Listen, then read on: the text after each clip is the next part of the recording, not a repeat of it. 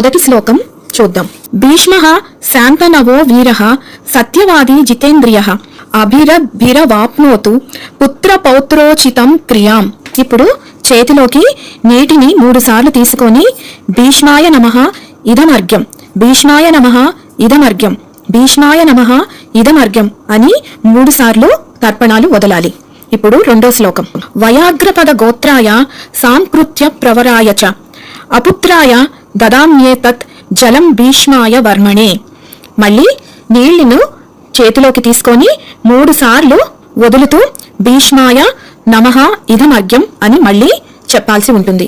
ఇప్పుడు మూడో శ్లోకం. గంగాపుత్రాయ భీష్మాయ ఆజన్మ బ్రహ్మచారిణే అపుత్రాయ దదామర్ఘ్యం సలీలం భీష్మ వర్మణే అంటూ మళ్ళీ 3 సార్లు భీష్మాయ నమః ఇదమర్ఘ్యం అంటూ వదలాల్సి ఉంటుంది తర్పణం.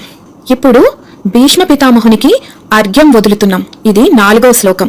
వసూనామవతారాయ శంతనోరాత్మజాయ చ అర్ఘ్యం దదామి భీష్మాయ ఆబాల బ్రహ్మచారిణే అంటూ 3 సార్లు మీ కుడి చేతిలో పోసుకొని మీ యొక్క మధ్యవేలు నుండి బయటికి అర్ఘ్యాన్ని వదలాల్సి ఉంటుంది. అనేనా భీసం అర్ఘ్య ప్రదానేన సర్వాత్మకో భగవాన్ శ్రీహరి జనార్దనః ప్రియతాం ఓం తత్ సత్. ఈ రకంగా భీష్మాచార్యుల వారికి భీష్మాష్టమి రోజున తర్పణాలను వదలాల్సి ఉంటుంది.